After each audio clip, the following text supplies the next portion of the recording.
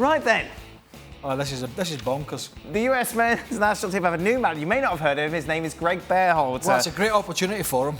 Let's take you through the timeline. Now, in case you've been on Mars or whatever, remember December the 11th is when Berhalter's comments leaked off the record in a conference and they almost sent an unnamed player home, which we now, of course, know was Gio Reyna. The US Soccer then hired a law firm to oversee investigation into Gregg Berhalter after Danielle Reyna, who's of course Gio's mum, mentions a domestic violence incident in the 1990s.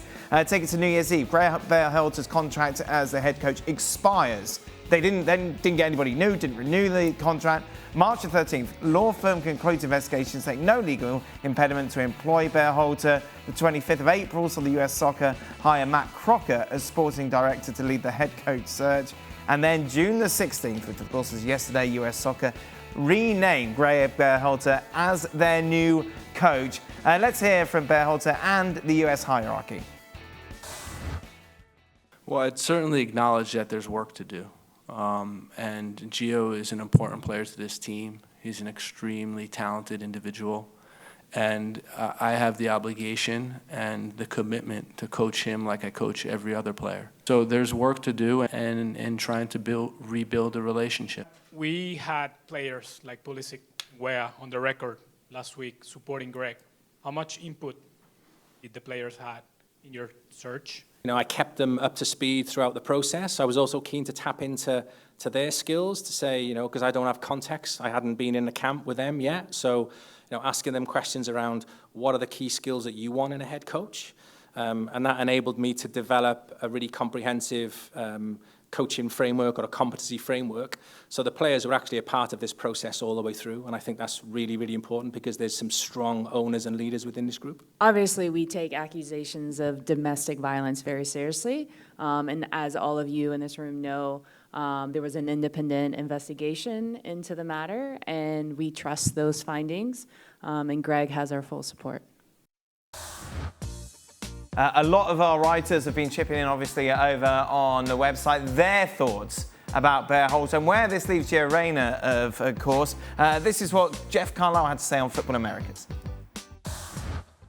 If you had told me 6 months ago that Gregg Berhalter was going to, you know, be back in charge of the U.S. men's national team after everything that had happened, after everything was investigated, I would have thought you were crazy. But certainly the investigation into domestic violence, I mean, the USSF was satisfied about the steps that Gregg and Rosalind Berhalter took to make amends and to, you know, take restorative steps to try to move on from that. And, you know, it seemed like it was almost a courtesy thing. Like, you know, the USSF was still saying, hey, he's still a candidate. He's still a candidate. But I don't think people really took it that seriously until, you know, say the last week or so. You missed all this yesterday, Gregg? Yeah, I was just watching a little bit of it as it unfolded. Nobody does hyperbole and BS. Hyperbole. Nobody does that better than these clowns that run this organisation. Some of the quotes. We've put all the candidates through mental and psychological evaluation. What kind of nonsense is that? We've canvassed the players. Canvassing the players. An international squad could be set with 40 or 50 players, maybe 100 who are available for selection. It evolves, it changes. Even though you have young players now thinking they're there for 10 years, there's no guarantee.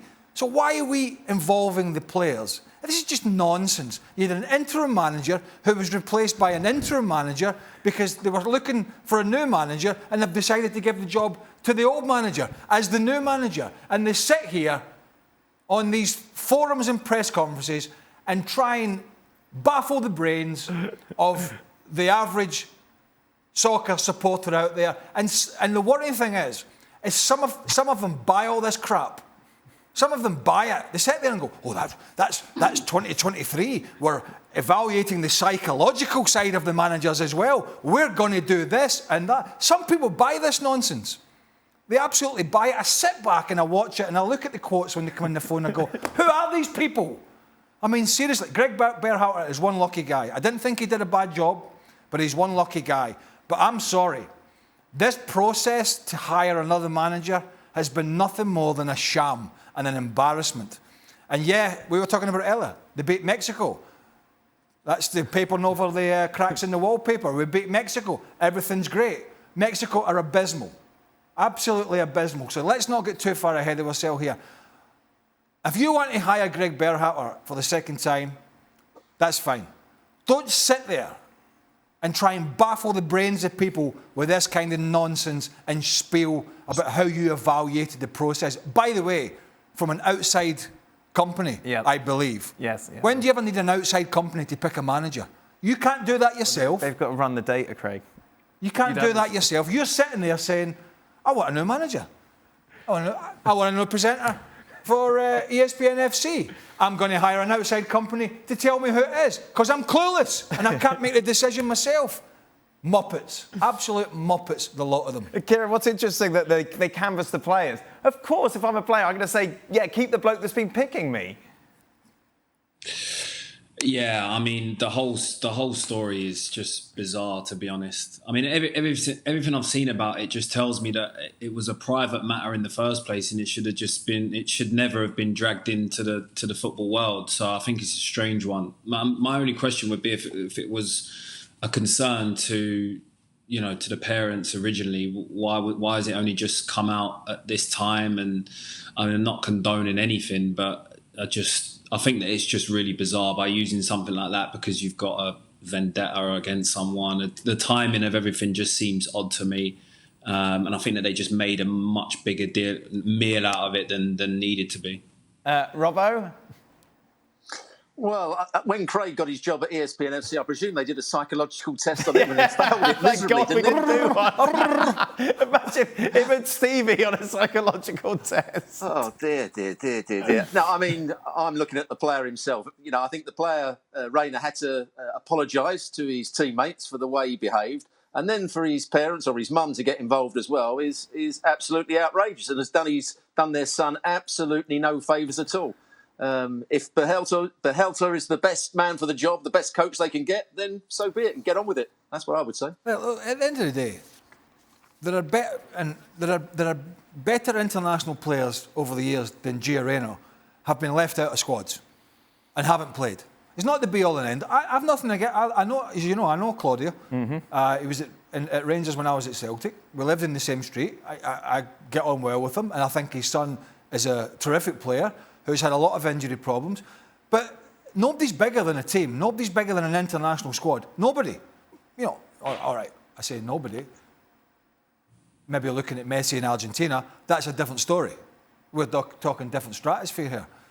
But, nothing's bigger than that squad for Gregg Berhalter to have to worry about leaving a player out again. Right. It's not going to be the be-all and end-all. So, from that side of it will be, though, won't it? Because that's all you're going to get asked. You're going to be asked, if you say he leaves him out of the squad, all you're going to be asked about Gio Reyna. If you lose the game, if Gio Reyna was playing, we'd have won the game. But I'm saying, I agree with you, which is maybe part of the issue of rehiring him. Sure. Anyway, that's another story. But he's got to be strong enough to be able, if that's the circumstance that arises, to be able to handle that. It was all a nonsense. I mean, it really was. But it happened, and you have to deal with it. But was there not others that turned this job down? Did Jesse Marsh turn it down? You're hearing different stuff. Well, Wednesday you're talking about Patrick Vieira. It's all... Yeah. Anyway, look, nothing surprises me with, international teams generally, some people upstairs, the suits, the bigwigs, call them what you want, sometimes make some decisions, you go, yeah. But the decision-making along this process and then the spiel that they've come out with, the rhetoric, it's not bothering on laughingstock. It just makes them an even bigger laughingstock than they already were. One last point on this, Kieran. If you're Gio Reyna, how are you feeling about all of this?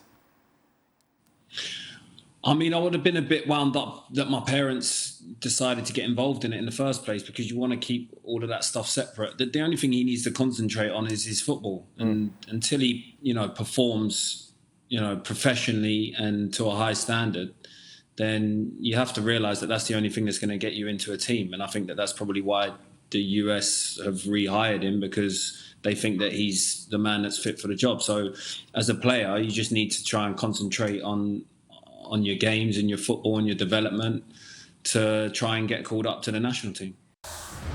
Well, thank you very much for watching ESPN on YouTube. For more sports highlights and analysis, be sure to download the ESPN app. And for live streaming, premium content, and let's not forget as well, ESPN FC 7 days a week. Subscribe to ESPN+.